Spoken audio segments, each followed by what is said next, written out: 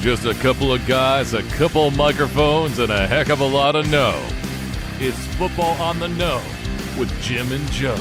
What they say, it's not the X's and the O's, it's the Jimmies and the Joes.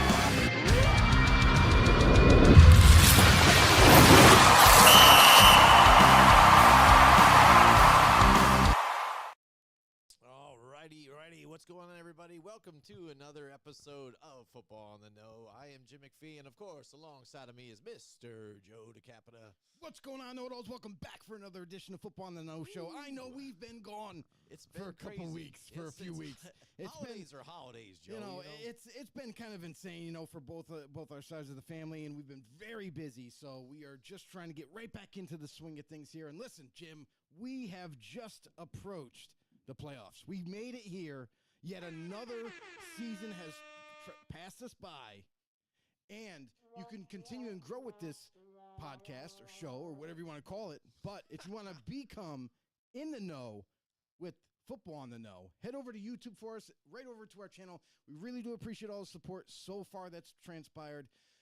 Hit that subscribe button. Hit the thumbs up while you're there. Also, don't forget to share to everybody you know, because that's what we're trying to do here. We're trying to keep growing our brand. Keep bringing in the people. We got some new know-it-alls this year, Jim, and pretty exciting. They've been pretty involved, interactive. That's what the show's all about, is you guys talking to us, we're talking to you. We bounce ideas off each other, come up with some new ideas about everything that is NFL. And should I say this? I shouldn't call you Jim, actually. You remind me of somebody who just interviewed for the Tennessee Titan job. Really? None other than Thomas Dimitrov. Ooh, so thank you. I think to start this thing off, I think we're going to ask you a couple questions here. So you're going to play the role of Thomas. Okay. All right. Mr. Thomas, how you doing? Good, sir. How are you, Joe? Good. Thanks for having me. If you Does he talk like that? no, he's kind of like he's got a younger voice, kind of a more charismatic. Hey.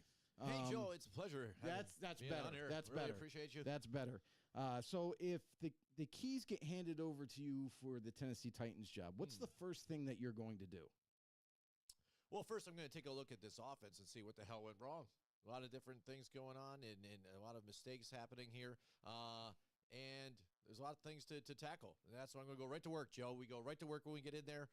We're going to fix some of this stuff, evaluate who we have on the roster, who we're going to keep, and then also who we might bring in. And definitely, if that means the quarterback position, that's something we're going to focus on.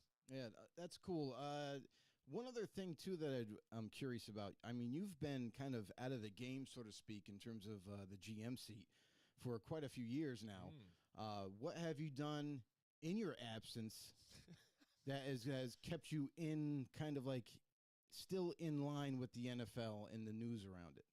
Oh, I've got friends in low places, Joe, and I've been doing a lot of waveboarding, too. Waveboarding keeps me fit and focused. Like it. Yes, and I'm ready to get back to work, Joe. I've been having that itch, and I've been keeping close in the circle, so Gotcha. Ready to get going, getting ready to get back there, wherever it might be.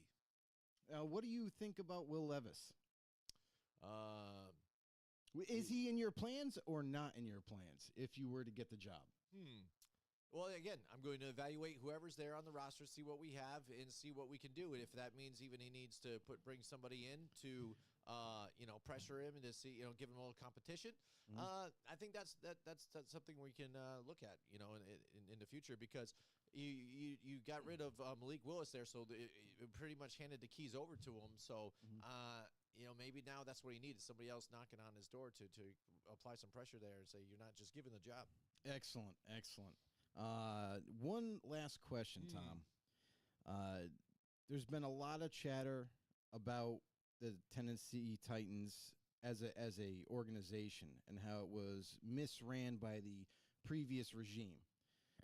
If you were given the job, what are some of the things that people in the front office can expect? Would there be a change in the front office entirely, or would you kind of pick and choose who you want to bring in or fire? Well, I think making too many changes could be a problem right off the start. You don't want to go in there and start cleaning house, especially when the given regime there, at least with Brian Callahan, only had this one season. So again, I think it's real taking a look at what you have and evaluate, and then we'll make changes from there. I think there's still a good formation there, a good platform to work off of, and we're gonna build on that foundation. Rome wasn't built in a day, and the Titans, I think we're going to work once we get there, get on the ground, start running, and we'll see. And we just got this question in from some Titans fans, and they really want to know. There's Titans. You have fans out there? yes, you have a top 3 pick. All right. Are you going quarterback or are you going BPA? I say that we got to go quarterback again at this one because, again, me coming in there, my job is to evaluate talent. If I see somebody hit in this board here too, coming off in the draft that I think could be somebody that can lead us to greater measures than what we have been in the past, and someone to also challenge for that starting job behind Will Levis. I think that's something that we could do here. And that's a great opportunity. And, with this franchise in history, they proved they've done that before and had success with it. So, well, Tom, thank you so much for this small interview. Hey, thanks for coming into the studio. No problem. Really do appreciate it. And good luck with your future endeavors for sure. Well, thank you so much. Thanks. There he is, everybody. Thomas Dimitrov. Let's give him a hand. Yes, that's right. All right. Thank you, everybody. And now we welcome Jim back. All right. Now I'm back here. I'm back, Joe. Here I am. You don't even talk like that. No, I don't really talk like that. Anyway, how do those psychics do that? Where they people that channel people. I have to do crazy faces. I'm like, he's entering my body. Here he comes. I don't think it's like that, but oh boy. But anyways, Joe, Black Monday there and Tuesday. it's extended, right? Yeah, it's not just Black Monday. We might as well just call it Black Week. Right, because I'm just wondering if some guys, if some GMs or even ownership is like, we'll let it go after tonight. It's Sunday. We're not going to do it right after a game, blah blah. Right. And then we'll have it, the exit meetings and stuff like that. And there we go. We'll talk then. So not exactly plans laid out then and things. So maybe that's the case. I'm not sure. What showed us a lot of different pathways of firing coaches this week so far. Very different approaches for a lot of teams. There was Robert Kraft basically meeting his coach and Gerard Mayo in the tunnel, it seemed like, and said he's fired. No grace period at all. Not even taking the podium for the press conference. Like, he was just pretty much done right away. And then you have other teams that waited until the next day, until we got to Monday, and then they're like the traditional way of doing things and firing the coaches that they were going to intend to let go on Monday. And then you have teams like the Raiders that waited beyond Monday and had very extenuating conversations with none other than Tom Brady, Mark Davis, basically the decision makers for that organization, to all of a sudden, which was a kind of like an odd firing, not because Pierce deserved to be fired or not, but more of the timing of it all. Waiting that long. He already did the presser after the game. He talked to the media on Tuesday, and then all of a sudden it's like, oh, now Pierce, you're fired. Like, why did it go so long? Is it really that difficult? Because that's what they're saying. It was a tough decision, but from all accounts, it sounds like Brady had the final say. At least that's the rumor. The rumor is that Tom Brady made the final call on that decision and decided to get rid of Pierce. And Pierce had some harsh words to say about Tom Brady and what he feels Tom Brady should do. Basically, sticking to very passionate. Stick to playing the game and not trying to run it was one quote, and then the other one was he shouldn't be making decisions when he hasn't even been a part owner for not even a year. And so, no love lost there from Antonio Pierce. to Antonio Tom Brady. Pierce, yeah. Stick to what you know, bro. You know, you try and come in here How and be dare an you. owner and then do this, and you know, you want to try and move on from that. Said he's trying to rebuild the team, Mhm. and you guys just completely just fired me for no reason. That's basically what he's saying. Well, yeah, and that's what it's funny. It's almost like when you brought up Gerard Mayo here and Robert Kraft. Okay, that year, you know, last year too, when it came down to it, yes, he did okay, you know, at the end or whatever, but everybody was looking towards another head coach. They weren't. Everybody thought that he was going to go somewhere else, Robert Kraft, and instead he says, "All right, Gerard, you know, you're back. You're coming back for okay. another year, right?" Yeah. So we were thinking again, yeah, Mike Vrabel probably perfect fit here and there. You know, that would be good here for the Patriots or something else. It makes but they sense. stuck with him, right? Mhm. And then Antonio Pierce. Again, the Raiders were playing well under him. It looked like Aiden O'Connell was growing and playing well. He was winning. Not this year. And then they got behind that, and they're like, you know what? We're going to keep it going here. But they had an opportunity to look into something else again, I think, last year, too, and they stuck with it. Like, hey, let's go with it. The locker room seems to like him and blah, blah, blah, and this and this. But then it seemed like, and maybe this is what part of it is Tom Brady was already sticking his nose into things. And maybe it was the GM. You know, again, they did fire their GM last year and then hired a new one from the Chargers. But did they stick their nose in too much to where Antonio Pierce, it looked like last year as opposed to last year where he had control, the players were behind him. He was charismatic on the sidelines, and then this season seemed like he was handcuffed, and the juggling of quarterbacks. Even though when they weren't injured, they were juggling them back and forth, and then became the injuries, and then you didn't know who was starting because they were all banged up. Well, let's face it. Tom Brady hasn't had any say all year until the latter part of until just now. Mm-hmm. Now is when he's actually having more of a voice than ever. The whole scenarios that were playing out before that, all regular season long, I mean, the evidence is out there. Like, you can just tell that Antonio Pierce did not have a handle on the job throughout the regular season. He basically looked like an assistant that was just kind of pretending to be a head coach. Not really leading the team, and poor decision making in games as a head coach, and it's that evidence is always there. But the idea with Tom Telesco as the GM, here's what's intriguing, is now you have Tom Brady who has a big say, and obviously it's evident now. He's got a big say in what the Raiders do going forward, at least in terms of front office and some of the bigger decisions that are going to take place. Tom Telesco, I'm kind of surprised, still has a job. Because if Brady comes in and now has all this say, why not start completely fresh? Mm-hmm. Go hire a brand new GM under Tom Brady's, leadership, and then also now have him also be part of the head coaching interviews, which he is, that he's definitely a big part of it now. And then find your head coach after you get your GM. But they decided to keep Tom. And I'm kind of confused because if Tom's got all this say, and he's going to basically be the bigger voice to pick a new quarterback, whether it be in the draft or what have you, then what's the use of Tom? Right. There's no relationship there, but they decided to keep him in house. Now, is that because more of like continuity reasons? Well, yeah, and to like keep who's the front decided office with that? Say all of a sudden Telesco says, "Hey, this is what I'm thinking," blah blah, and then Tom Brady's like, No. "Yeah, I don't know this and this, blah blah blah," and then there's Mark, and he's like, Tom Brady said Brady, this. I'm going with you. Sorry, buddy. You know what I mean? So then it is what I mean. Then the GM's like, "What am I even doing here?" Yeah, You know what I mean? yeah. Exactly. So I get that. You have that whole scenario.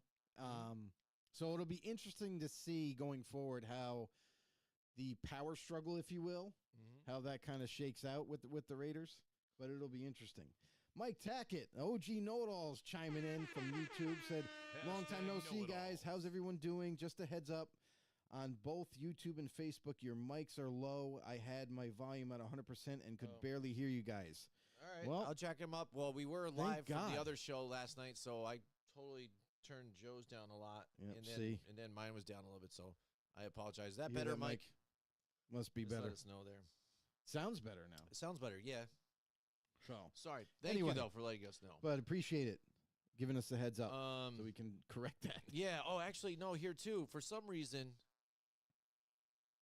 All right. Here. This is what I'm going to do. I'm going to turn this up because Joe. Sometimes we haven't used this equipment even in a while. Because the fact that it's been on holidays and blah blah, and then I went remote by myself, and then Joe went remote by himself.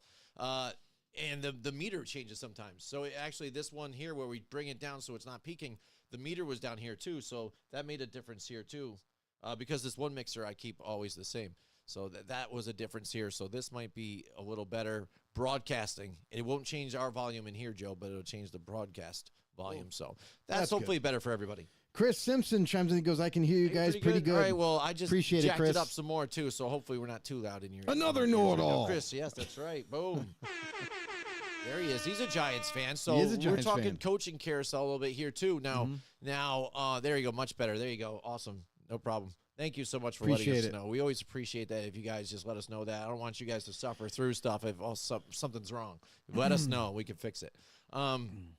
Now, we're talking about coaches that have been fired, but then also coaches and GMs that have been, said, hey, giving the thumbs up, you're still here. Steichen in one of them, too, with the Colts. Shane Steichen. And Chris Ballard, the GM. Chris Ballard, that's right, sticking around there. Yep. And For the what Colts. about Chris? What does he think about with the Giants and the G-Men? And the fact that it seems like they're thinking Joe Shane and Brian Dable are long-term and they have a long-term solution. So this means that maybe they're sticking around longer, not just say, hey, they're good for this next year. They're good for a couple of years here to implement their plan. Yeah, I mean, that's the thing, too, is Rome wasn't built in a day. So the Giants, they had a lot of needs going into even last season, but they managed to get a blue chip playmaking wide receiver, Malik Neighbors, to start it off, with that offense. They did their best to try to improve that offensive line. It's just not enough yet. They still got to tweak that, add another weapon, and then the fact of Saquon Barkley leaving, that's left a hole at the running back, position. So offensively, they have still got to work on that side of the ball a lot more and bring in more talent. Defensively, the defense played admirably well under the situation that they were in with the offense not scoring points. So, I mean, they were actually showing flashes here and there to keep them in games, but when you don't have a consistent offense to put points on the board, the defense kind of wears out, and then in the end, they tend to give up yardage and points. So for the Giants going forward, they say, hey, listen, last season we knew that it was kind of like a rebuild year. We're kind of trying to figure things out personnel-wise and get better. With the same coach and Brian Daboll, and now the same GM, we're going to continue this relationship. We're going to see just what they can do in the next year or two. If we don't see anything, if we don't see any progress in a year or two with these two together, then the Giants are going to probably revisit this situation and be like, all right, well, either A, Brian Daboll, you got to go, or B, Joel Shane, you got to go, or both of you got to go. So we're going to have to revisit this a year or two later and maybe even give like an update even next season to where we'll be like, okay, did they improve? Did they not improve, or are they still stagnant, still the same? Well, the thing is, too, that I think is important is stick with somebody, because the one thing that has happened lately with the Giants, they have been saying, hey, here's 2 years, you're done. Here's another 2 years, and you're done. Pat Shurmur was part of it, too. Right. I mean, since McAdoo, too. Oh, McAdoo ever since Tom Coughlin, they've been juggling. He's the last Jerry Reese, successful what I coach. mean? That's what I mean. And so stick with these guys, figure out, let them finally implement their plan. It takes then if time. the plan doesn't work, whatever, because what you're doing now and the switching it up and things like that, for one, it's never good to develop a quarterback, because if you're changing coaches too, a lot of times you're changing playbooks or coaching schemes and this and that. Yeah, right. And they've got to relearn one every couple of years, where other quarterbacks coming into the league, sticking with the playbook and getting better every year with the same one. Yeah, Chris chimed in and he said, Giants are in just a bad situation. He said, Joe knocked it out of the park this last draft. That's right, brother. That's why we tune in here. That's why you guys need to keep dialing in here so we can give you our scouting analysis, so we can give you our insight on the draft. That's what it's all about. And Chris said, I think the both I think they both lose their jobs, unfortunately, next year. Giants win 3 games max, probably next year. Well, that's the thing, Chris. You gotta wait to see what the offseason, what happens with the Giants and Brian Daboll and Joe Shane, and what decisions they make personnel wise. And see what they can do with that personnel. We know that this past season, Giants fans were kind of led astray. After having that overachieving year at 9-7, and everybody was so excited to see what they could do next, and they fell flat on their face. But this team has to slowly rebuild back to its winning ways like it used to be. So give Joel Shane and Brian Daboll a shot. Give them at least 2 years to help them grow this roster and improve it, and then we'll see what they see if they get any better. I mean, because that's really what it is. It's basically like a report card after every year. Okay, did you do better? Were you the same, or was it worse? And then you can make a call at the end of the year. So I think they're still, obviously, personnel-wise, are still building this roster. They've managed to hit on Malik Neighbors. You can see some things work out a little bit here and there offensively, but man, they still got a long ways to go with that offensive line. It's been long overdue. Jim knows. Yes. We both have complained about this for the Giants for quite some years now. Got to concentrate on that O-line too. Whoever you bring in, whether it be a drafted quarterback or a veteran free agent, whoever you bring in, you got to protect them. So if you can't protect them, it's going to be pretty much the same with the offense. But yeah, that's really what it's going to come down to. Yeah, I mean, like you said, Joe, I mean, for one, it starts with the offensive line. We haven't got that right in a while. And then we just the teams, not the exact schedule came out, but the strength of schedule and things like with the teams that they're going to be playing. Mm-hmm. Giants, it seems like they have the hardest so far. They're saying at least this coming next year, so we'll see. And not having that starting quarterback, that will lead to questions where you're like, oh man, here we go. We're not going to do well again this year. We've got the hardest schedule here, so it's going to be tough, especially for a new quarterback. But who is that quarterback? What might that look at? I mean, look at Jaden Daniels right now.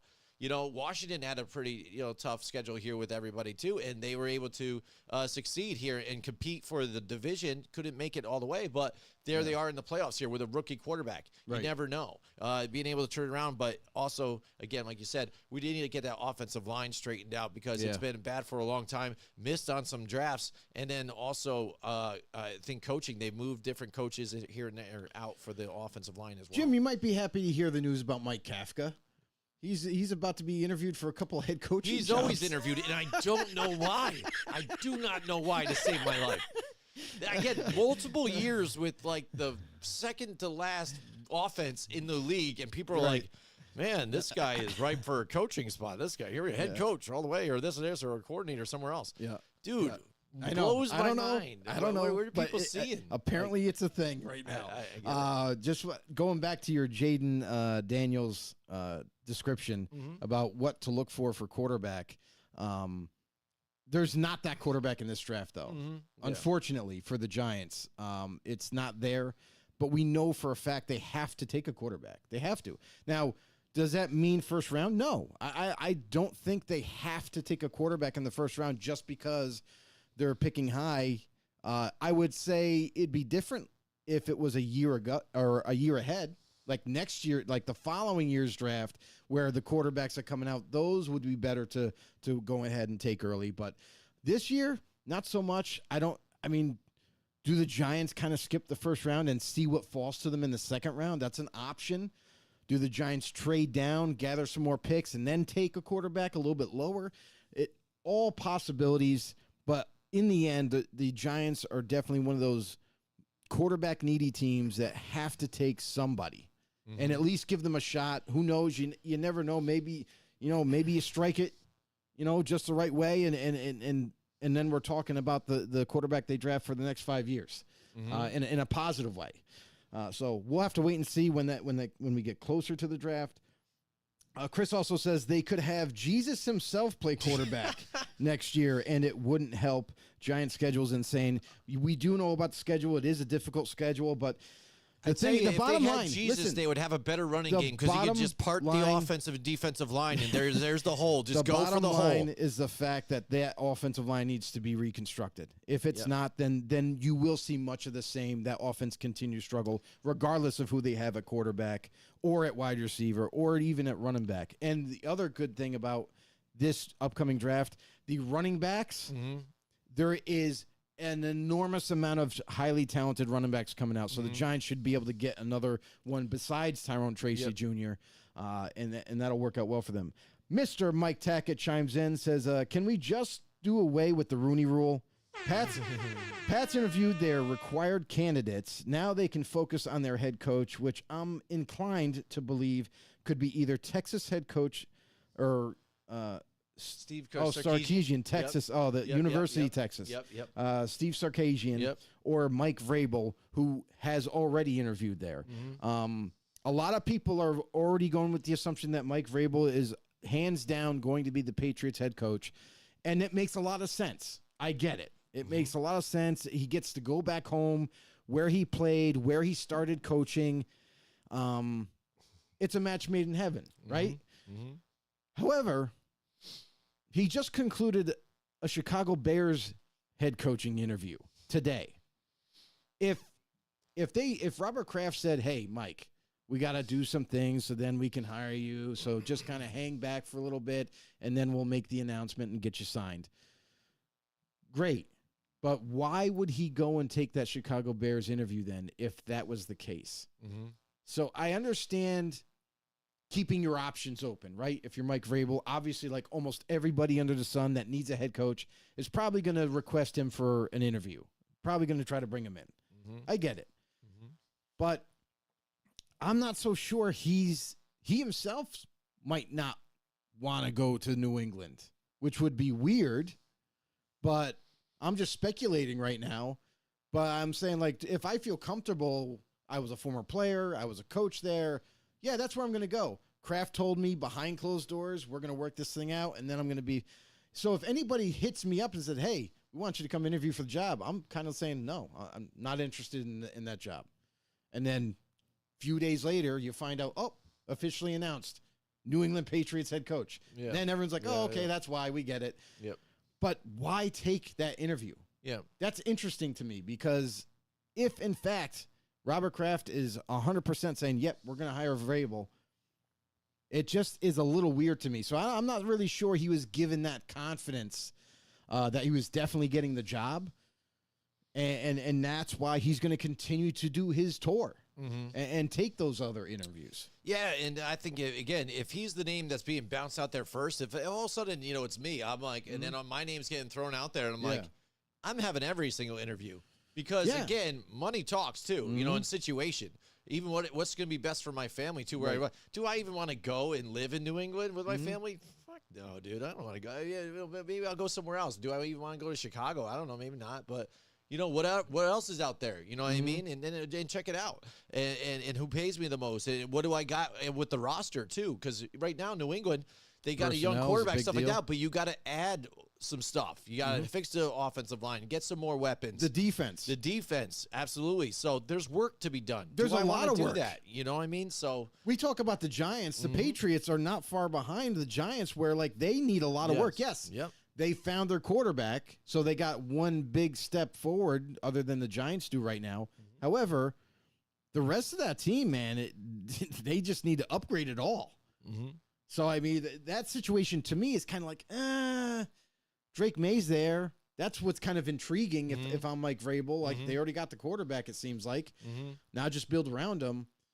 But there's these other teams like Chicago Bears who already drafted their quarterback. They need to shore up the offensive line, but they have a running back. They have wide receivers already. They have a defense is already already. good. Like, Yep. there's a lot already in place that is, to me, is the most appetizing of all the jobs right now. So, I mean, I think Mike's doing it the right way right now. Like, he's taking those interviews regardless. And obviously the ones that he's really not interested, he'll just say no to. But it's interesting to say the least. And I think as far as the Rooney Rule, again, I think I don't know if Joe thinks the same about that, but we've talked about it a bunch of different times throughout our 7 years doing this. Not to be 8. I feel again now with you see even this DEI initiative that's been out there with everybody like, oh, you should give these guys a chance, blah blah blah, no matter what, and this, and maybe they still get it because we want to see more black in coach or more color in this and even in different areas.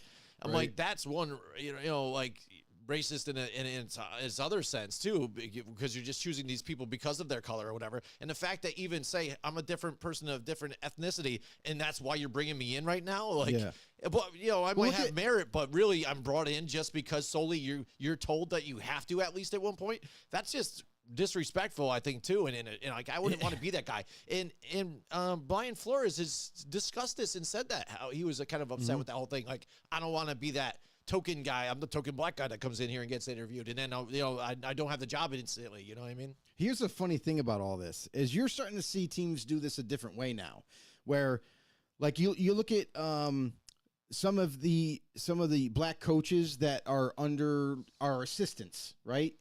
They're getting interviews for the team that fired their head coach to be a head coach. But we all know that those assistants in no way, shape, or form are going to be considered for those head coaching interviews. They're just bringing them in just to kind of get through the Rooney Rule. Mm-hmm. And Mike, Tackett brings up a good point. Like, can we just get rid of it already? Yeah.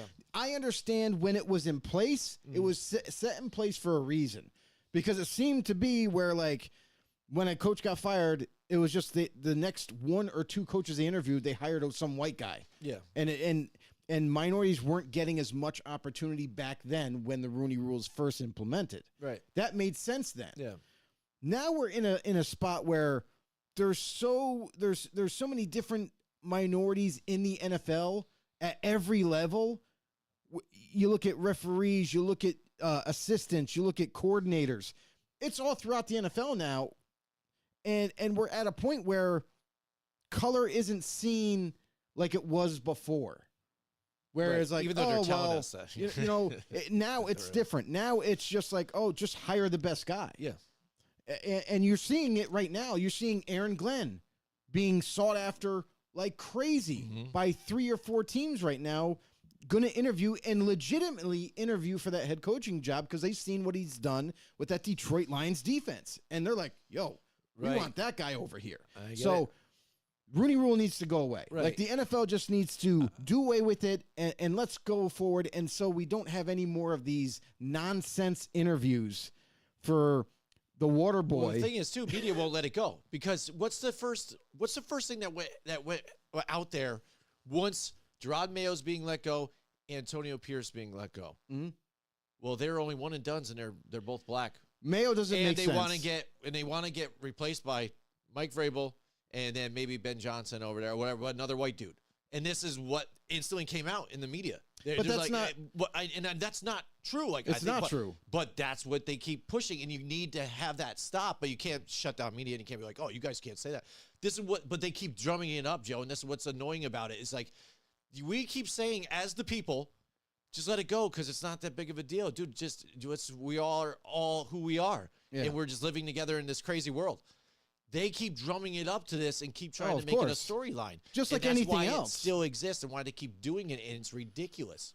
Well, it's just like any other kind of topic that they run with. I mean, remember Taylor Swift? Yeah. Taylor Swift, the media just kind of ran with that, and it still continues. Well, and to the fact, too, and I also kind of, how I said it was kind of like, I think disrespectful. The fact that all of a sudden now with a team, all of a sudden I get a higher-up job. Now this team gets a kickback because now I got hired somewhere else just because of my color too. You get a draft pick. You know what I mean? I'm not saying it's slavery at all, but I mean that sounds very reminiscent crazy, right? Of slave trade and stuff like that. I'm like, here, this is my best one here, training you off here to here, and now I get a little cash back for that or an incentive to do that.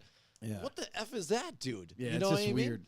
I mean, they're making it really weird like this. It's really strange. Yeah, and we have more women coaching and stuff like that too. They have women on the field refereeing too, stuff like that too. You got women it's all over, and this is just the world. Coaches. Yeah, and I just think that's just crazy. And like you said, because Aaron Glenn, he's going to be interviewed and stuff like that. I get too. He's not the only one too. But also, Yeah, Brian Flores is even back in it too. Brian Flores, Anthony Weaver, the D coordinator of the Ravens, or not D coordinator of the Ravens, but he is a coach for the Ravens, but he's getting mentioned.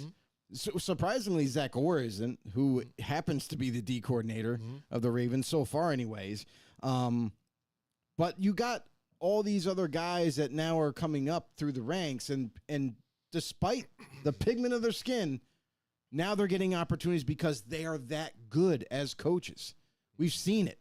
So let's just get rid of this thing that we call the Rooney Rule, which even sounds racist. Yes. But Jared Butler chimes in. He said, New England looks like the newest expansion team.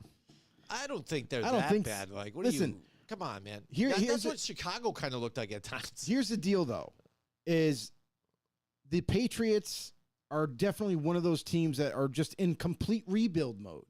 They are. You know, Bill Belichick moved on. They hire a new coach. New regime is in place. They drafted Drake May. They just drafted a quarterback, and it looks like he's the answer. But he's the only one that you can count on other than maybe a couple other defensive players like Christian Gonzalez, to name one. But they need to continue to keep building the defensive side. That needs a lot of help. They need offensive line. They need everything on the offensive side except for running back and maybe running back and maybe quarterback. So that team is still rebuilding. I don't think the expansion team is kind of like a harsh term, right? But the Patriots are just rebuilding, right? So it's like, give it some time. You got to give it time. You got to give it at least 3 years to see progress, right?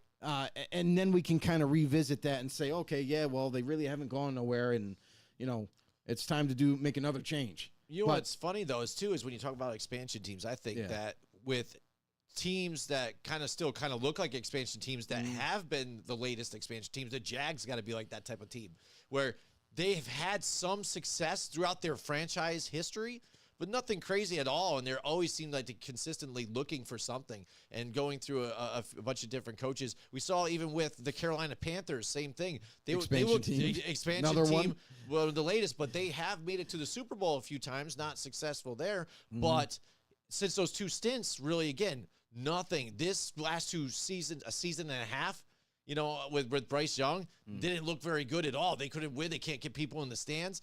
They still look like, the expansion team, which they have been the last two, the Jags now and the Carolina Panthers. Here's the problem with the, the whole thing, the Bryce Young thing. Like his rookie year, he looked abysmal. He looked terrible. It looked like his career was going to take one big hit and he was done. Right? They name Andy Dalton as the starter. He comes in. Then Andy Dalton gets hurt, and then Panther fans are like, oh, great. Bryce Young's going to end up starting. But it was good for him. He sat back. He watched. He learned a lot from Andy Dalton and then implemented that the next time he got an opportunity. And now look at Bryce Young. Bryce Young looks like the future starter for the Panthers when it looked really dim and miserable for him. Now he's kind of reinvented himself as a quarterback, is executing plays, making plays happen, and not panicking, and not just kind of running around and just creating something that's not there. Now we're seeing a different Bryce Young and a guy that looks like is going to now be the starter for the Panthers going forward and is playing much better. Yeah, definitely, Joe. So, I mean, again, a lot of different stuff going on there with coaches here and there. Doug Peterson, a lot of rumors with the Jags. A lot of rumors kicking around. Hear about the Mike McCarthy one? Mike what's McCarthy. The latest with that? I know he's got up till the 14th to get something re-signed, or else he's out. So that I'm sure he's starting to gain traction with a lot of different teams. We talked about last night on the Blindside Blitz about, what's the potential again now? Do the Jets all of a sudden say, hey, Aaron Rodgers, do you want to stick around? Or maybe they are cutting ties with him and say, we're going to get Mike McCarthy in here, and then let's get the great group back together here. Right. We got, the band's back together again. So yeah, I mean, the Mike McCarthy thing is very interesting because they do, in fact, have until the 14th to give him an extension.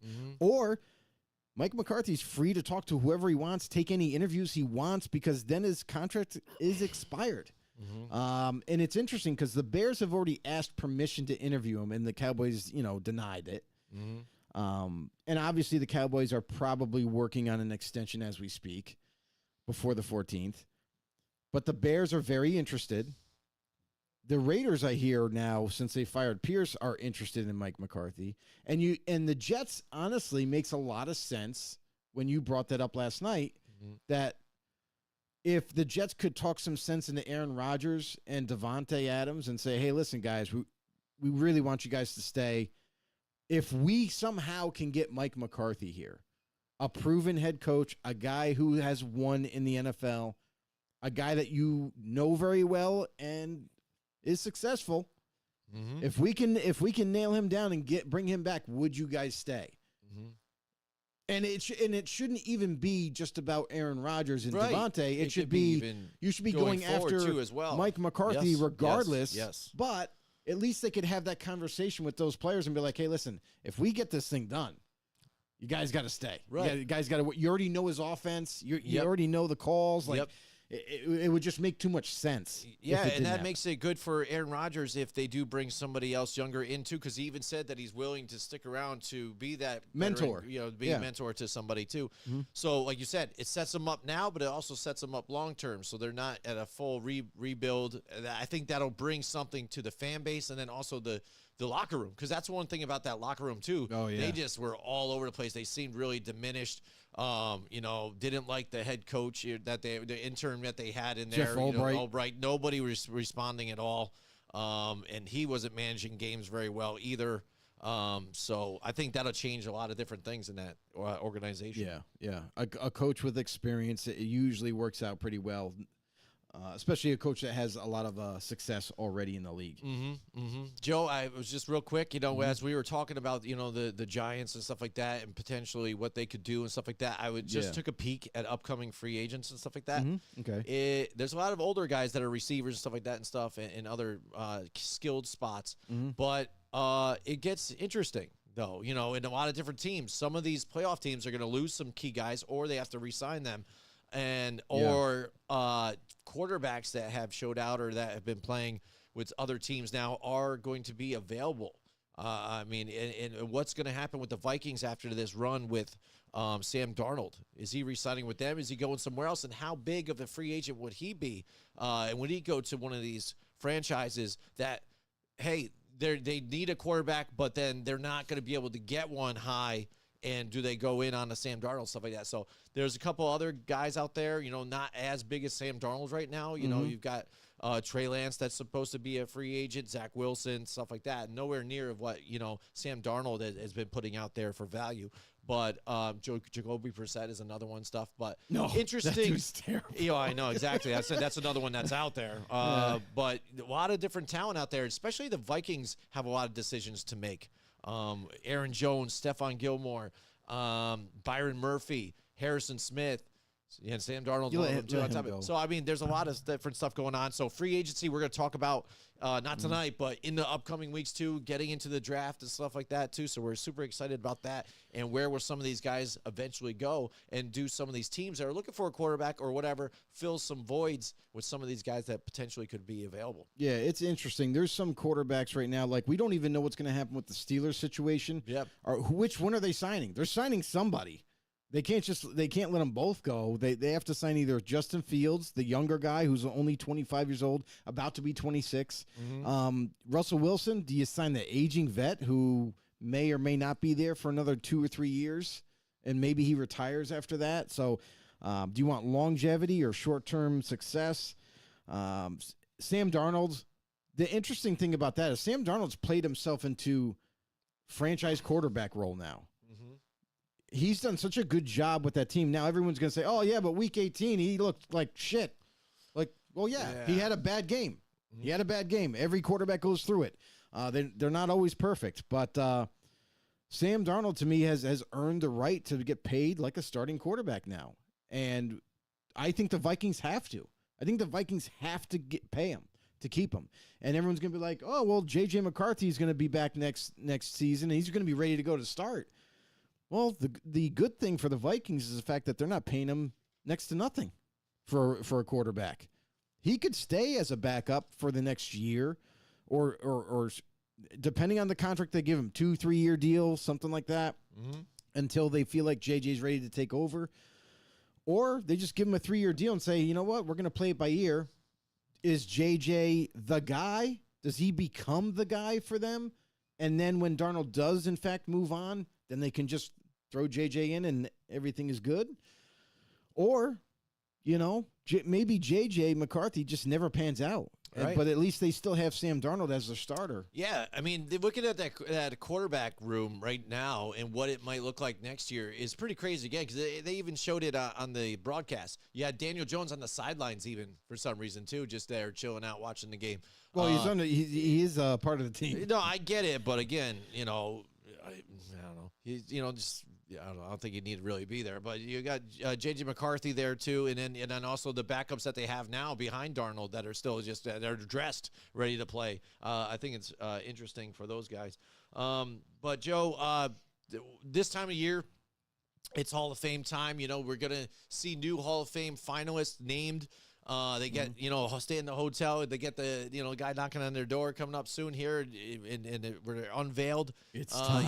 It's Super Bowl time. So we've talked about this through periodically as they keep doing the cutoffs. As we go, they are down to the top 15 or so finalists now, and now the committee needs to select. They need to select from the modern era and then senior and contributors and things like that. What's funny, I think, when it gets down to seniors and contributors, that list is so small. They're like, all right, well, they can take this guy, or, oh, it's just that guy. All right, well, maybe that's just going to be that guy.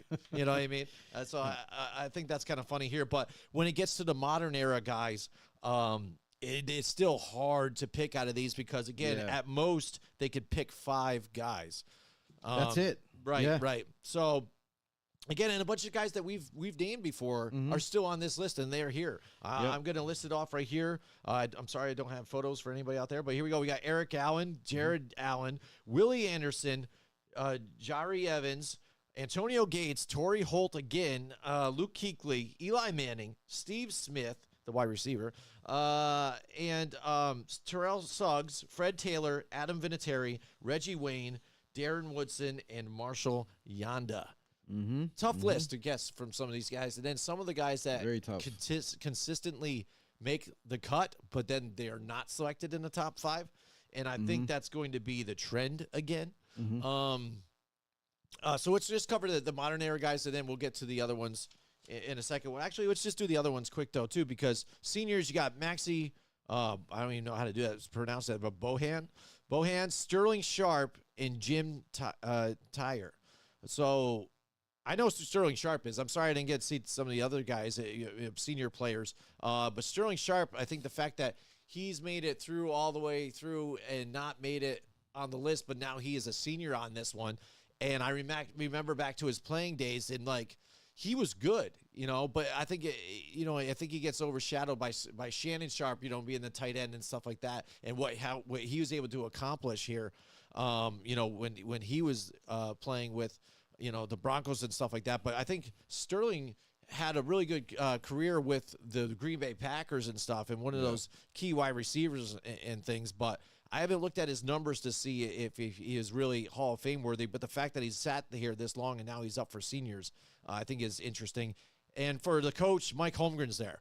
And I think Mike Holmgren still deserves to be there, though, too. So I think he's going to get selected as the senior and coach there. Yep. Out of the seniors, you're allowed to vote in up to 3. Up to 3, right. So at least 1 and then up to 3. Yeah. Yep. So yep. I mean, for me, I don't know Maxie. I don't know Jim Tyrer. That's before my time. So maybe some of the know-it-alls out there that do know those players, Mike maybe Tackett they could might know. Maybe they could let us know about them and do they deserve to be in the Hall. But for me, I would take 2 out of that list. Just because I'm not familiar with the others, I would take Sterling Sharp and Mike Holmgren as my 2 for the senior list. Right, I agree with that too as well. So, all right, modern era guys. When I look at this list, and I keep saying every single year, for me, I think it's always Jared Allen, defensive end, played for the Chiefs, the Vikings, the Bears, Carolina, even in his in his career. But very successful. And again, I think the numbers were there. We've gone over the numbers 100%. before. Yeah, so he's for amazing. me, if I'm trying to choose 5, so you can do 5 at most. They don't have to choose 5. But I think when you come to these lists like this, you kind of have to. Yeah, you're right. You're like, come on, man. All right, so for me, Jared Allen's 1. Yeah. Next one for me, Antonio Gates. Again, tight end from the Chargers. I agree. He's played with one team. He again, just like Tony Gonzalez. Tony Gonzalez is in, you got to put Antonio Gates in. Because those guys both were very athletic, kind of basketball-style players in their college days, stuff like that. Kind of changed the game Just for the freak tight athlete. end. Freak Freak athletes, athlete. yes, that's right, and kind of like receiving tight ends, but then also can get it down in the trenches. You know, I had Antonio Gates, hold again, on. he was the leading, Yeah. I think, receiver even for the team for a while. I mean, this guy was just the guy for the Chargers. One thing that I have to say is I had a conversation with a friend of mine about the tight end position. Yeah. You know, and how he was telling me, he's like, oh, you know, it's not like it was before. He goes, in the modern era that you see all these tight ends making all these crazy catches and scoring touchdowns and whatnot. He goes, it wasn't like that before in our time. And I go, wait a second. I go, you seem to be forgetting a lot of tight ends that were really good. Dallas Clark was one from the Colts. You know, you had Todd Heap with the Ravens. You had Tony Gonzalez, who played for the Chiefs. And, you know, you had Gates. There was a ton of like high caliber playmaking type of tight ends. And I think we seem to forget that because it's been such a long time. Yeah. But it was. Actually, I would argue that it was even more important, that tight end position back then, because they were orchestrated in every offense. Everybody needed to have a good tight end. It was kind of like a prerequisite for every team. But yeah, just Antonio Gates, absolute phenom, absolute freak of an athlete. Like you said, former basketball player, and also had tremendous speed for his size. It was crazy that you when you're trying to defend a guy that big, but then also the guy's running by you.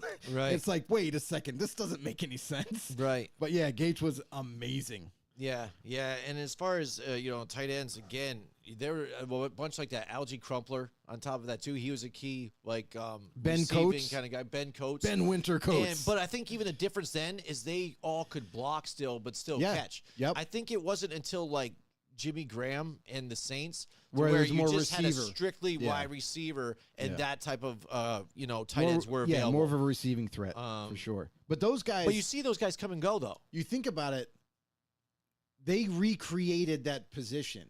So now it became two different parts. So you have one tight end that can block for you, but you can also go out and get this guy who's an amazing receiver. He just happens to be huge.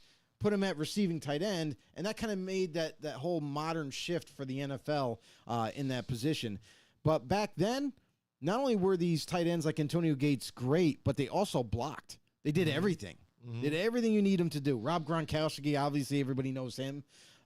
He's another guy that could do both. Oh, yeah, and he'll probably make it there, too, one of these days. All right, so next after Antonio Gates, for me, it's Eli Manning. Eli Manning, first time here, he's going to be first ballot. He's in, especially if you look at this list. He's there. You know, stats are there, and some, I guess, are a little worse than others, but also, and Right. we also say championships are won by a team. We get that, too, but like I said, if you're watching some of these games and what they're doing in the game, they do not win those if it's not for Eli Manning. You remember key moments, key passes, things that happen. If they don't have Eli Manning, they are not winning those, and that's a key factor. And he turned that franchise around because if you think about what happened before Eli Manning, there was nothing really going on before either. You know what I mean? Kerry Collins was, the next guy before him and stuff, and he was a joke. Right. So I think he's in. And then next one for me is Terrell Suggs. I think Terrell Suggs, gets in. He's a first-timer, too, in this one. Played for the Ravens. That's where you know him the most. Then a little bit a stint for the Cards and the Chiefs here. But Terrell Suggs, again, a game changer here on the other side there with, Ray Lewis, key to that Baltimore defense. I think he's there. And then you've got a bunch of different guys. So the next one for me here for my fifth gets kind of iffy here because you've got a lot of good talent And you here. got to pick one more. You got to pick Gotta one more do here. it. So for me, I know it kind of sounds funny here and people probably be hating and stuff, but Probably. I think you got to go Adam Vinatieri, the kicker, because I think leading points leader Amazing. of Yeah, all yeah. time. Yeah. Like, that's something. That is That's a impressive. stat of everything. Yeah. You know what I mean? So he's got to be a first ballot. He's a kicker. Yes, I get that. But leading points leader of all time, the playoff success that he had, especially with those runs with the Patriots and stuff like that, that's got to account for something here, too. He didn't start to go off the wheels until late with the Colts.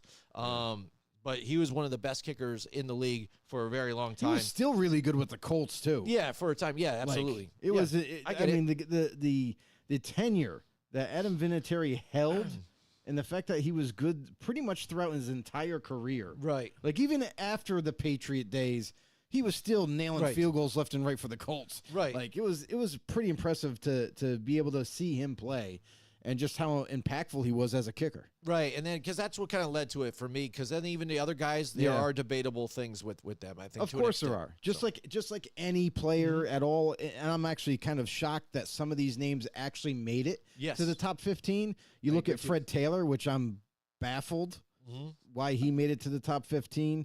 Darren Woodson, for the safety for the Cowboys. I'm sorry, but like I'm surprised he even made it to the top 15.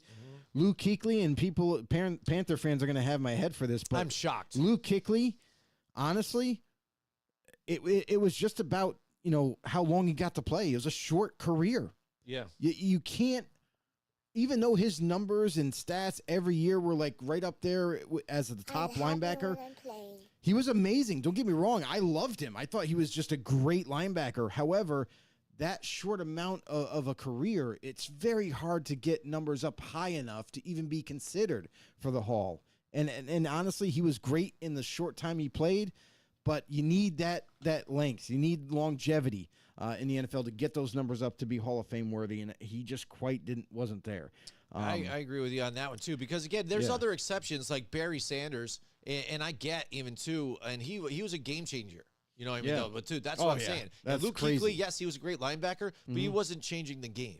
Right. And it was starting to mount up injuries, and hence Oh. why he was also I mean, honestly, retiring early. If he had a longer career, he would be a shoe-in for the Hall. Right. Like he would be. Mm-hmm. But yeah, I'm just kind of surprised with those few players.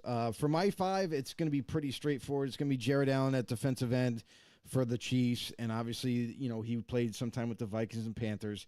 But this guy was just an absolute. He was like one of the top-notch pass rushers in the league. That was just so difficult to defend, so difficult to block, and he just made plays. Was impressive to watch, even though like he did it against my Raiders constantly. It drove me nuts. But Jared Allen, definitely Hall of Famer. Other than that, obviously I'm going to go with Jimmy on Antonio Gates. Guy, it's long overdue. It's just long overdue that this guy is going to get. He has to get in the Hall this time. It has to. His numbers are right up there with the all-time greats in top 10 of almost every category. It's insane. You need to go get this guy into the Hall. That's my second one. My third option, obviously Eli Manning. And I say obvious because this should not even be a debate. Eli Manning deserves to be in the Hall. The guy has done has put up way bigger numbers than I think people realize. He had a lot of criticism and, he looks goofy and blah, blah, blah. But really go and look at his numbers. I'm sorry. When you compare it to the all-time greats in the Hall of Fame, he's right up there in that conversation. And you got to give him his due. He deserves to be in the Hall. My fourth is going to be Terrell Suggs. Same scenario. If you look up Terrell Suggs' numbers and what he was able to accomplish with the Ravens defense, the guy was listed as an outside linebacker and defensive end because they played two different schemes, and this guy just wreaked havoc in the backfield nonstop. Definitely has numbers right up there with guys like Aaron Donald, with guys like just flat out playmaker.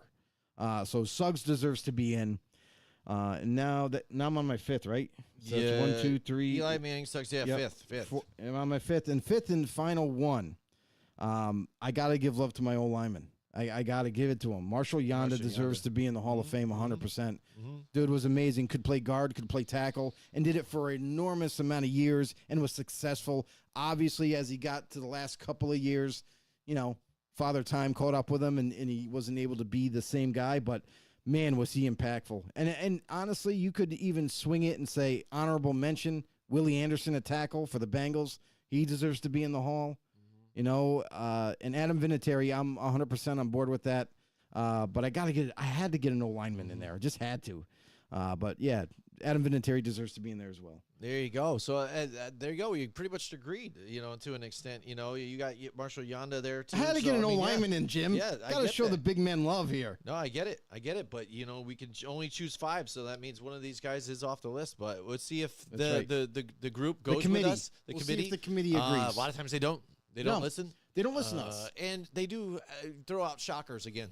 Yes. Excuse me, like the Luke Kuechly and stuff like that. And I think some of that, as media is getting even younger and certain people are able to vote, I think they see some of that fresh stuff too, and they don't have like what we sometimes happened with us. Like we didn't live during that era, or else we were very young to see some of the players, so we didn't get to see them. So they remember what's fresh. Oh, Luke Kuechly, yes, he was a beast. Blah, blah. I mean, I think like there it is. The committee, though, the committee is mostly older gentlemen, like journalists, like older guys that have been around the game. So, like, those guys have probably seen every one of these dudes play.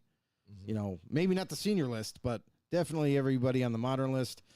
I'll be shocked if Eric Allen makes the Hall. Yeah. That is going to be one of those. Yeah. That'll probably be one of those picks where they're like, "Oh, Eric Allen made it," and we're like, "What?" Yeah. I know. I mean, I remember him playing too, but I don't remember. He was good. He was really good. Yeah. I mean, but Hall of Fame worthy. That's the thing, though, is like even though all these players were really good for their football teams, that doesn't mean you make it to the Hall of Fame. Like the Hall of Fame's supposed to be this.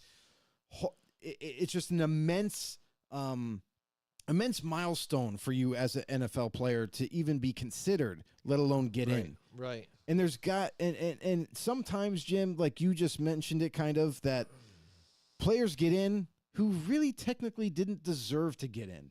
It was more because of how they acted in the locker room. They were nice with the media. They were nice to all the journalists. So like, oh, I like that guy. That guy's pretty nice. He's going to get my vote later. Like, it needs to be just about bare bones. How did they impact the league? How did they impact their team? And what they were able to accomplish stat-wise. Like, that all has to go together, but it should be all about football, not about really personality. Because, you can't get along with everybody. Right. But that's what it should be about, but it's not. Yeah, definitely. And, surprises there. Jari Evans. I mean, I see him. He's really good, too. He was really good. Yes. But, I mean, when you think of, guys in that position, too, there's been a lot of good guys in that position, too. So it's always tough for me with like linemen and stuff like that. Those guys you really have to watch. You just have to watch them play. Like, how dominant was he? All three of those linemen all deserve to be in the Hall. Right. But I don't even know if any of them are going to get in this year. Because you have some of these other, like Adam Vinatieri could be that deciding factor where an O-lineman doesn't make it. And I wouldn't be mad at it, but it's just like, can we kind of expand the amount of guys we let in every year? Right. Just a little bit. Doesn't have to be like 20, but we got to make it a little bit easier to get some of these guys in, because it just seems like when we get this list narrowed down and then you're only allowed to do 5 out of the 15. It's like, dude, really? There's like at least 8 dudes that we could put in right now. So it's very difficult, and I would not be a fan of honestly having a vote in that room where you have all these conversations, and then is Tom Brady going to get a vote in that room all of a sudden too? I guarantee you that there's a lot of debate and there's a lot of arguments to get one player over the other in. Right, like right. 100%. Yeah, and I think even the one that was key last year, that was one of the debatable ones, that was the shocker for me, was Devin Hester. Yeah, what I mean? We felt strongly about the whole returner being into the Hall. I understand he impacted the kicking game, but he didn't do anything else. Right. Like, yes, he had, he was one of the all-time greats in returning for touchdowns and all that. I get it. But when it came to receiver, which is what he was supposed to be, he failed. He wasn't that good. Like, he had talent, don't get me wrong, but he just was never consistent, could never even start for a team. Yep. So, like, I'm sorry, it's just not enough. Now, if he did a little bit more as a receiver, then maybe you can make an argument to get him in. But, yeah, just not enough. Not enough body of work. All right. Talk about body of work, Joe. We've been doing this for a very long time. 7 years to be 7 years, exact. just about 8, right? We just turned into 8 for 25. Yep, that's right. We got the whole off season to figure go things through out for everybody. Yeah, absolutely. So we definitely appreciate everybody going through with us throughout the ups and downs and throughout. If you guys been in there from the beginning, like Mike Tackett too. Mike Tackett's an OG know-it-all. Yep, definitely. We got new things moving up for this coming year and season, and the playoffs, the Super Bowl, and then we get into the drafts area. So we got a lot more in stock for you guys. Joe, tell some guys, if you're listening now, you're not an OG, but you just joined us and you haven't if you just subscribed yet. And it's okay doing? if you just happen to be in the background, just chilling, watching, kind of vibing with the conversations. It's all good. But just do us a huge favor. Head over to YouTube for us.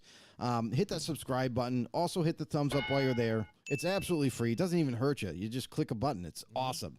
And then you can also share it to all your family and friends that are into NFL talk, whether it be a show, podcasts. You can also check us out on X, which is at FB_no, and we are always on Facebook as well, even though Facebook likes to screw us once in a while with broadcasting. Yes. Anyway, but really do appreciate all the support. It's been awesome. Like, we've had a slight incline of subscribers and people following us on Facebook. I mean, Jim, I sent out a few invites, and we've got it roared back to eclipsing the 900 mark. All right. And maybe even getting close to 1,000 followers on Facebook. All Anyway, right, so that's that'll good. be cool. Yes, But definitely. join us in the 2025 year. We plan on making some big things happen with this show. If you didn't know, we are also part of Grumblings Media. We do a show for them on Tuesday nights. Want you to guys check that out, 9 p.m. Eastern. You can further support. And over there at Grumblings Media, we are over 4,000 subscribers. We urge you guys to go ahead and just drop a subscription over there as well. And there's a lot of other great content over there, articles, other shows that are like ours that are sports related, or if you're into entertainment or political, they carry that too. But yeah, we're into making this big thing, making this a big deal, and we want you guys to be part of it, because that's what this show is all about. It's all about you guys out there, giving you guys a voice. We see you guys lighting it up in the comments, weekly. Yeah, we had many milestones us, in the comments. Yeah, too, Joe, giving us a lot of your opinions, whether it be questions, whether it be just kind of joining into the conversation. We welcome it all and appreciate you guys a lot. All right, before we get into our wild card weekend picks and preview the games here, just to bring it up, we've been doing the competition too for a while, not all 8 years or 7 years, but here we are, and I've got the lead right now, 184 and 88 to 170 and 102. So there's still a slight chance that in the playoffs that Joe can come back here too, but we'll see. But No, it not. looks like I got it locked up. How many games down? Yeah, that's true. You'd have to get 14? every single one right. I think down 14. Yeah. Yeah, there's not enough there's games. not enough games. All right. Yes, there's not enough games. I try to bring it up, So Your math wasn't The mathing, other bro. kids win sometimes. You don't have to win everything. I'm sorry, Mike Florio. The mathing wasn't mathing. Yes. And to Yeah, be that's right. to be fair, I had to take a lot of risks. You did towards the end, and that's what happens. You end up getting buried in. That's what And it's sucks fu- with sometimes with the the record funny overall thing- afterwards. Yeah. because it doesn't tell it. It's No. sort of like But the sort of like funny when you thing look at a is- team that's getting blown out in the game, and then all of a sudden you Right. look at the score, you're like, oh man, it was closer than it was, but you know how the game played out. But the funny thing is all those games that I switched and said, "Oh, I'll just go opposite you," that all right down to the end. Oh yeah, they all did. right Some down of to the you won, nail. but then you would lose a couple. I mean, so Yeah. then it's like, and that's what's always kind of funny when we go when we Yeah. look at even when we do those picks. We're Right. like, oh, there's so many different ones. Either somebody's gonna do well or somebody's gonna Right. not, and then all of a sudden it goes out in the wash, and you win a couple, I win a couple, and there it is. But I think just in a couple of weeks, the last couple before this one, I just nailed it. That one good week, I had 15 wins and 1 loss, and that was the Giants. And you switched to the Giants again to try and get one on me. So I had almost a nearly perfect week that week, and that helped solidify it. I think, Yeah, I would have had the same. It's I a would lot have of had the fun. same record if I Yep. picked it the way I was Yep, going exactly. Yeah, exactly. So I mean, it is what it is. It's a lot of fun. It's all in fun and games, and Until we do the it for last you show. guys. Until we have the last. to. Then show. you guys will have the last laugh because I'll be tanked. Yes. Again, it's always a good time. All right, so wild card weekend, Joe. Here's the slate of games here. So let's get right to it. The Los Angeles Chargers and the Houston Texans here. Yes, sir. Big game. Big game. And Yep. and this is, I don't like the whole, like, because when you look at this game as a fan, like whether not being a Charger fan or a Texans fan, you're just an NFL fan and you like watching the playoffs. You look at this and you initially think like, oh, Chargers going to run through the Texans. Like that's what logic tells you. Chargers defense, pretty darn good. Their offense has now got it all together. They're more balanced than they were earlier in the year.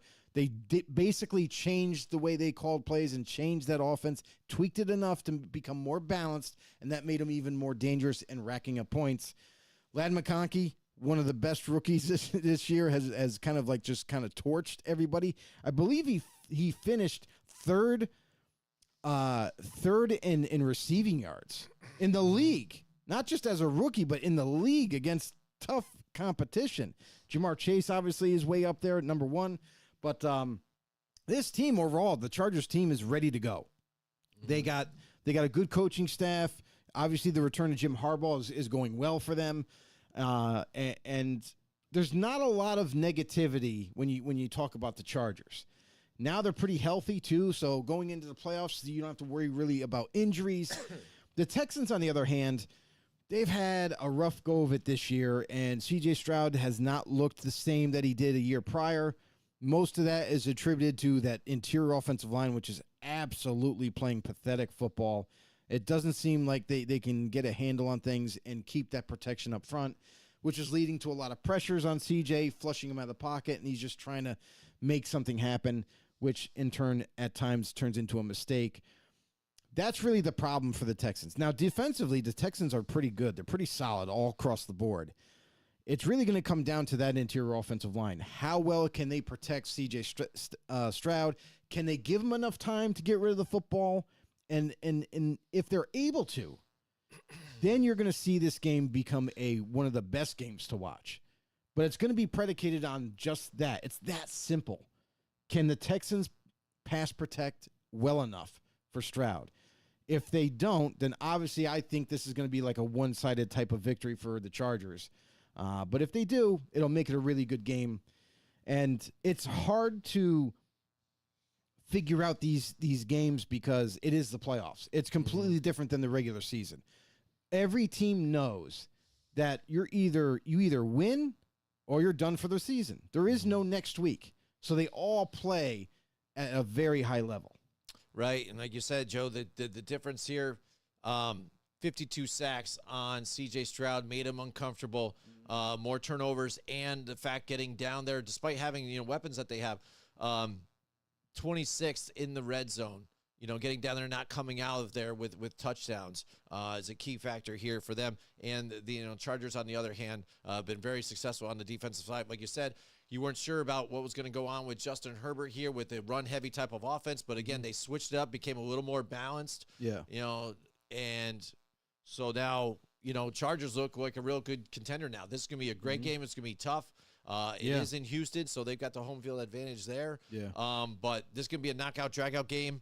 I'm going to go with the Chargers on this one, though. Yeah, I mean, it's hard not to go with the Chargers, especially with how the Texans have played, kind of like a roller coaster year for them. Obviously I get the injury bug thing. I get the fact that offensive line isn't playing up to par, but still, you got to show up. You got to show up for this game. Chargers, to me, are the huge favorites in this one. I don't think it's even very close. They've given you more positives than negatives this year, and they look like the tougher team to deal with. So I'm going to go with the Chargers, too. Yeah, and it's kind of funny. It's almost like now with that extra game, isn't like they're like 10-7. Isn't that the new 9-7 kind of like, they're kind of like, teetering. Yeah, because if you look at the Texans, you're like, oh, they're 9-7. I'm like, yeah, but they didn't really look very good. Right. They're good, yeah, obviously, because they got 10 wins. But that's still kind of just the good thing about having that extra game is that there's no 500. No 500. Yes, like you're going to either be above 500 or below. Above or below. You're above that line. You're nowhere mediocre at that middle. And I feel like that they did that too for that reason as well, to like not have tiebreakers. You're gonna have to. You have to be above or below. Yep, absolutely. And here you go. Another Saturday game. By the way, these are Saturday games. Steelers and the Baltimore Ravens. Steelers have been able to get the Ravens numbers and pull out victories here, but this is playoff time. Ravens are firing on all cylinders offensively, defensively. I am worried about the secondary of the defense here if the Steelers can capitalize. But lately, it doesn't seem like Russell Wilson can connect at all, especially with George Pickens here. Freiermuth, I'd see maybe getting some open plays here in that secondary past the linebacker spot. Maybe he's creep up in there into some zone. But you really got to get that deep pass game going here. That's Russell Wilson's kind of bread and butter, and he hasn't been able to do it in the last couple of weeks. So for me, the Steelers on a losing streak backdooring into the playoffs, that's never really good. And the Ravens, again, they've been good for so long. They've been a number 1 seed and get knocked out and stuff like that. I think they really can contend with some of these other powerhouses here in the AFC here, but they've got to do it against the Steelers here, who've kind of been their Achilles heel. So I'm going to go with the Ravens here to take out the Steelers. I'm really intrigued on the health of Zay Flowers. Because he had a bad knee injury, didn't return to the game. As of today, he did not practice.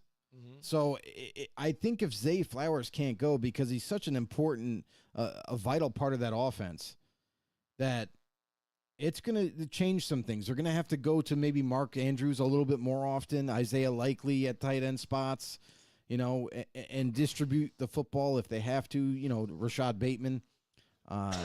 It's definitely going to look a little bit different because Zay Flowers is just such an impactful guy for that offense. But Derrick Henry, they do have him. Obviously, they're definitely gonna run the football with him and see if the Steelers can stop him. Honestly, it's really gonna do it. It's gonna come down to that. It's that it's that obvious. Right. Like if you can slow down or just flat out stop Derrick Henry in that running game. Now all the pressure's on Lamar Jackson. Now you're going to have to throw the ball. You're going to have to be that quarterback in the pocket and distribute the football all over the place. Timing, accuracy, all of that.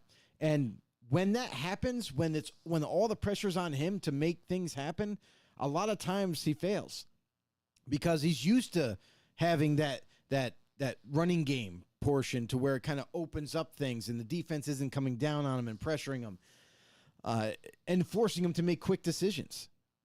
And if the Steelers can't stop it, then I think it's going to be very indicative on their offense to step up even more. Right, because that would, if you have a strong running game, that does help eliminate T.J. Watt to take a factor then. Because again, pass rusher trying to get to the quarterback. If you're running the ball and running it effectively, he has no opportunity to do anything like that. So he's got to kind of turn in and try and stop the run. Right. And with Derrick Henry, his stature, banging around, wearing out that defense, and then you have Lamar, sketchy all around, hopping around all over, making big plays with his legs. Two different beasts all on one side. It's very hard to defend. Yeah. Greg Schreiner's in the house with us tonight here, Joe. Snap. Mr. Pizzazz or Greg Spadazz Schreiner himself. has some spadazz for us himself. and says that the Steelers will win. That's his prediction. He's calling it. Know-it-all.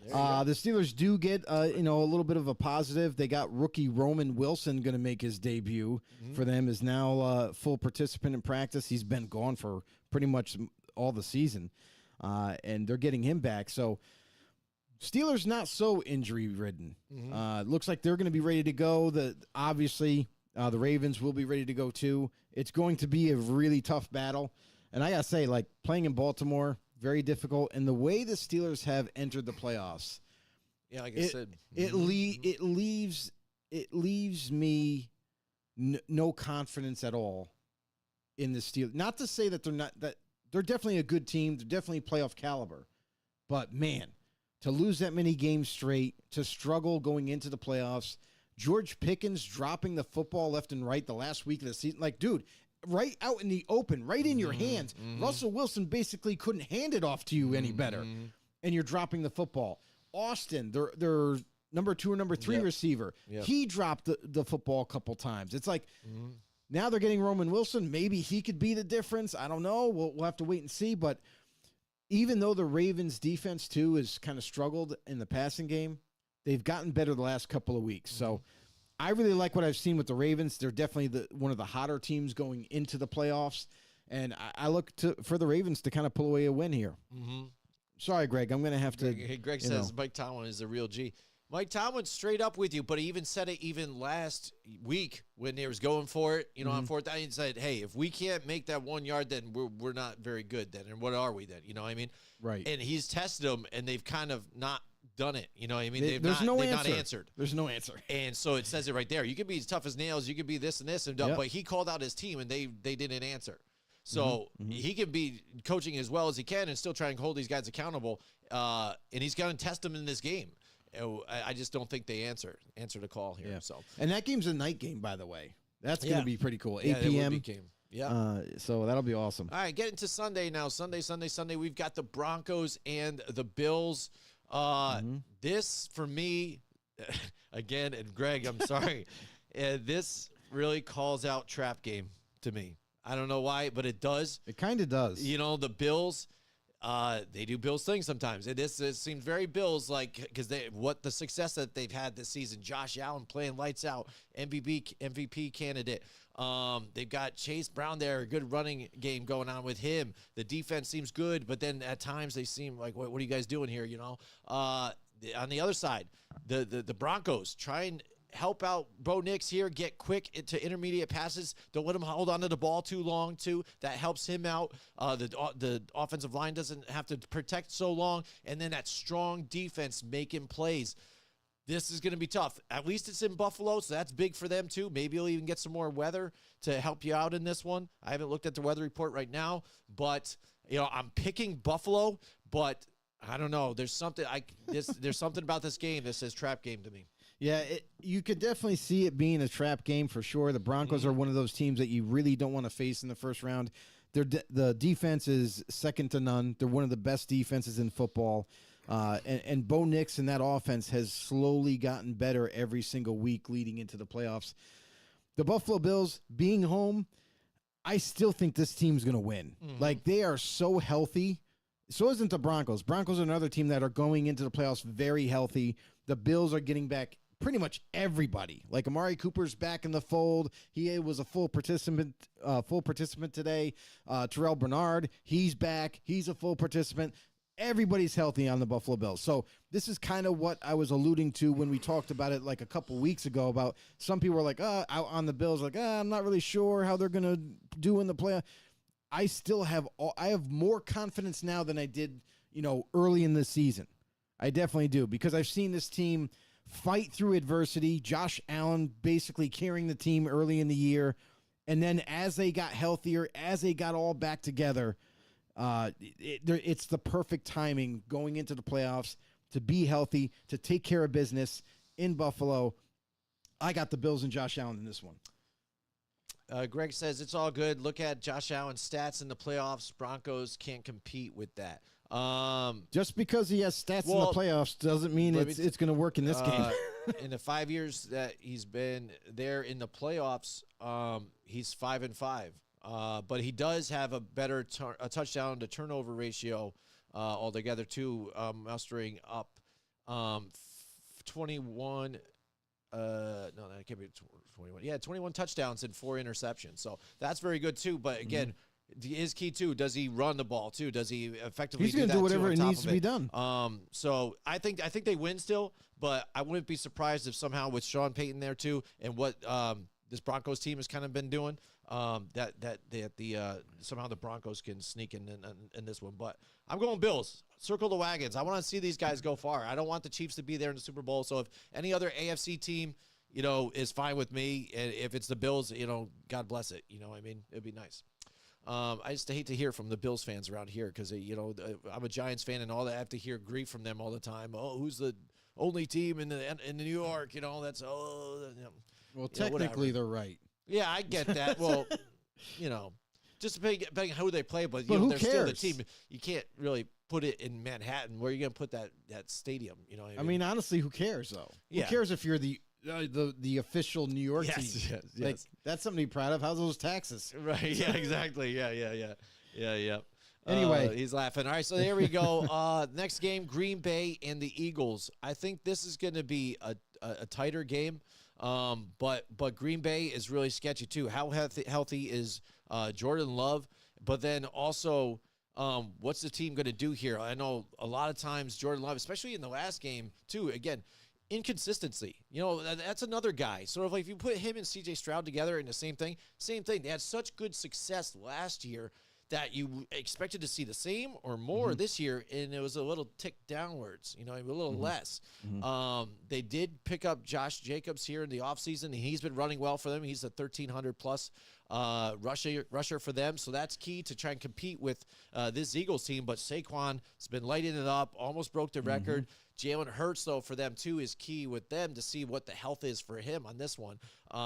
But for this game, I'm just going to side with the way the teams have played throughout the season, the consistency and the depth that they have for the Eagles. I'm going to go with the Eagles here at home. If Patrick Mahomes can play on basically a broken ankle, I'm pretty sure these guys are going to be ready to go. Right. Whether you're doped up on painkillers or not, these guys are playing. Yeah. All indications right now as of today for the Wednesday's practice, both Jordan Love and Jalen Hurts have practiced in limited fashion. So already in Wednesday, they're practicing. They're tuning in. They're going to get ready for this. So everybody's going to be all hands on deck and be ready to go come Sunday for both teams. So we don't have to worry about a player missing this playoff run. So we're going to get the best of both teams and what they can show us. I just think it's a tall order to ask for the Packers, who have been such a kind of like a roller coaster team, more offensively than defensively. With Jordan Love and his play, it kind of confuses you a little bit. Like, oh, wait a second, this is not the guy that we saw last year. Like, what is he doing? Why is he turning the ball over so much? Where did he throw that ball? Why is it in the stands right now? As a Packers fan, they got to be driving themselves nuts right now. And you're going into Philadelphia, one of the toughest places to play. The Eagles, definitely one of the biggest favorites in the NFC, and they got a lot going for them. So I think it's going to be very tough for the Packers to compete against them. Not that they can't, because it is the playoffs, but I got to say the Eagles are probably going to get the nod on this one for me. Greg says, Love hurts. I'm going with the Packers. That's He's good been in the waiting. comment. Like, I can get what he's saying. He's like, I love Hurts, but I'm going to go with the Packers anyways. He's But the way it looks in been the waiting text for is that funny. all week. Yes. He couldn't wait to say that. Yes. Couldn't wait. Oh, man. That's good. But, yeah, I think it's going to be a good game. I'm excited for that one. And then finally here on Sunday, we have the Washington Commanders and the Tampa Bay Buccaneers. And this one, I like both quarterbacks and stuff, and the stories that they both have, the teams. Either one is good with me that wins this one. I mean, I think they're great. Excuse me, if I had to pick one, which I do, I guess, technically, I'm going to go with the Tampa Bay Buccaneers again. No, I think they're just a more complete team right now. They've got some good veterans here on the defensive side. And what Baker Mayfield has been able to do with this team also, with having his stars even injured multiple games throughout the season and still winning, making plays with his legs on top of it too. He's not really, I think, given credit for a lot of the plays he does and makes with his legs. I know Patrick Mahomes gets credit all the time for all that shit. Baker Mayfield's been doing a lot of Patrick Mahomes type shit here for these guys and getting it done. And on the other side, young rookie, first, playoff game here in the NFL. Is it too big for him or not? Doesn't seem like it because he's been cool, calm, and collect throughout the season.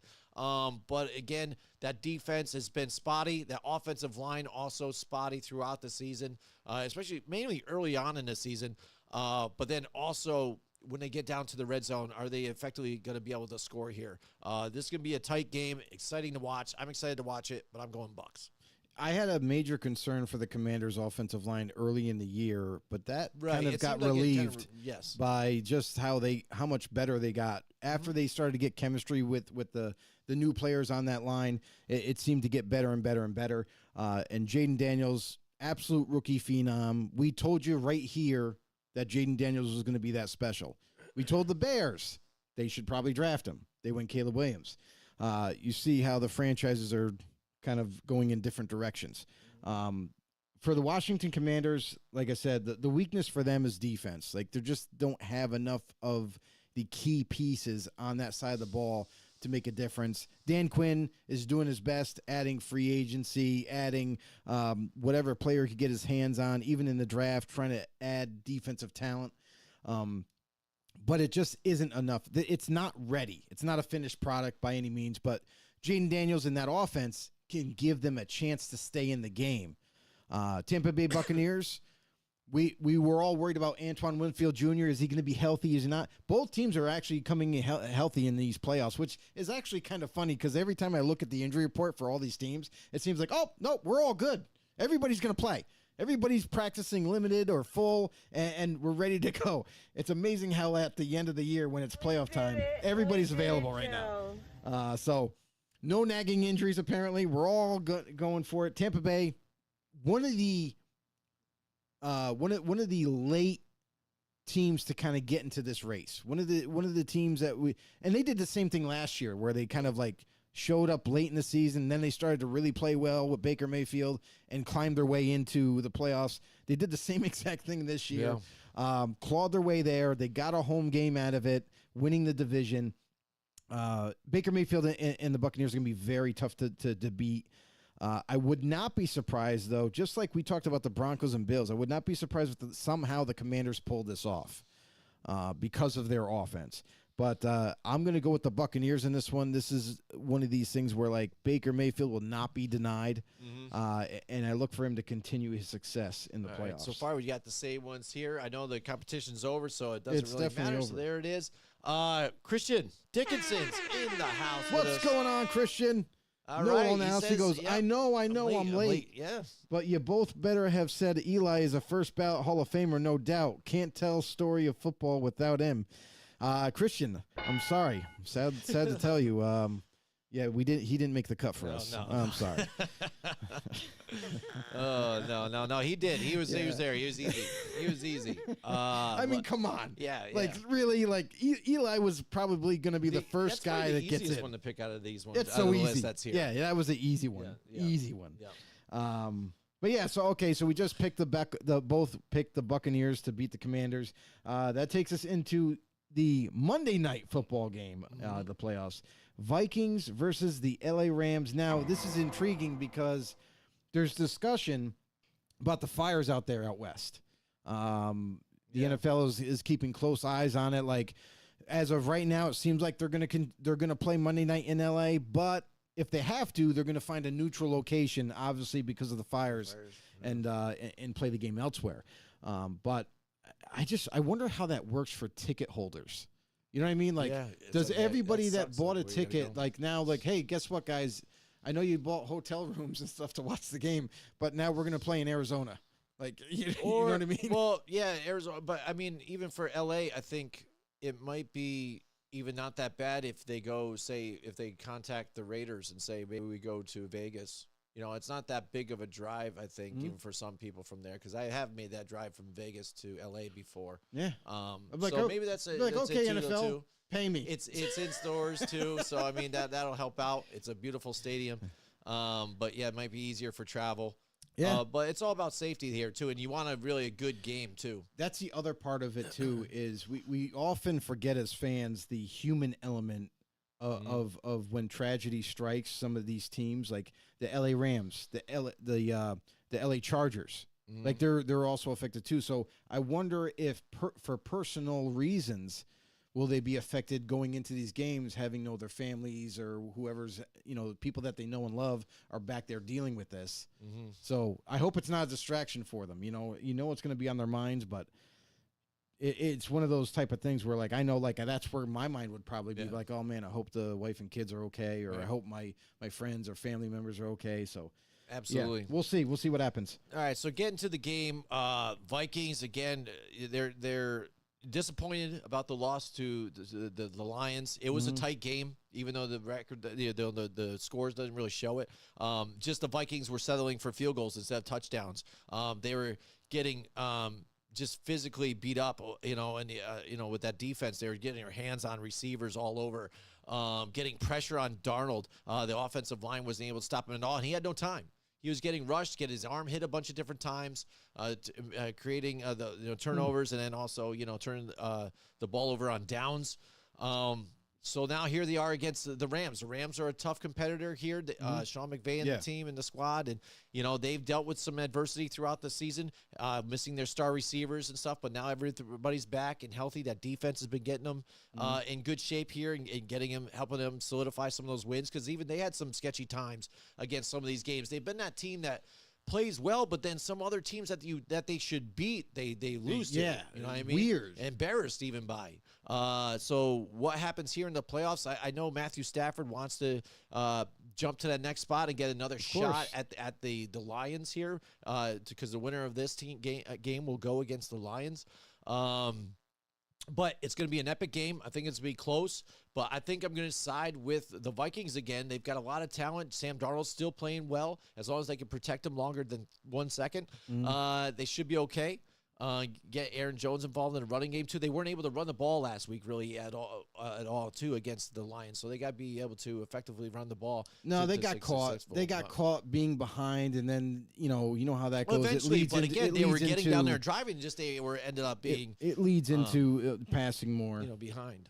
Yeah, I mean, they were trying to catch up faster, and it just never worked out for them. Vikings, for sure. Sam Darnold has to execute a better game than what he did in Week 18. That goes without saying. But this team overall, too, don't panic. Even when things are not looking going your way, you can't panic. And that's what I saw a lot of when they were playing the Lions. I understand the Lions are a very difficult opponent, one of the better teams, but you gotta keep your poise, and it didn't look like they were able to.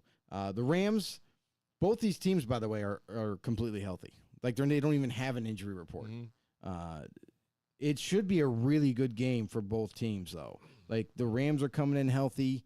I know they've been kind of, banged up all year, missing Cooper Kupp sometimes, then missing Puka Nacua for a long time, and guys were in and out of the lineups. Now they're fully intact, ready to go in LA, potentially. I like the Rams, but I want the Sam Darnold train to continue. I really do. I think this game honestly could go either way. I don't think there's going to be a knock if the Rams win or the Vikings win. So I'm going with the Minnesota Vikings. I think that they continue. They knock off the Rams here, and they go in against another rematch against the Lions. That would be a good storyline. Yep, I'm going Vikings too as well. So there you go. We got all the same here picks. Like we brought up again before, the competition's over, so Joe's going to be drinking. It's going to be a lot of fun. I'm also going to do some shots probably that night too, and that's going to be the week after the Super Bowl or whatever, one of the last episodes we do. So make sure you guys join us for that. If you guys joined us late, like Christian, I know you're a know-it-all here. You're a lot. You contribute. Absolutely. You're here late, but go back and watch the video afterwards, and give it a thumbs up. Comment even on the broadcast, even though it's not live anymore. That helps us out with the algorithms, too, and helps us grow, too, on top of it. Yeah, anything that you guys do, whether it be just hitting the like button, sharing, commenting down below, subscribing if you haven't already done so. It does go a really long way with YouTube. It lets YouTube know that, hey, these guys are getting some clicks. Hey, these guys should maybe get a little bit more noticed. Definitely does help out any little bit that you can. Yeah, absolutely. Happy 2025 to everybody. Hopefully it's a good year for everybody out there. And maybe eventually I'll update this outro. All right, see you guys later. See you next time. Enjoy the games. Join us next week from 8 till 10 Wednesday nights for more Football on the Know with Jim and Joe.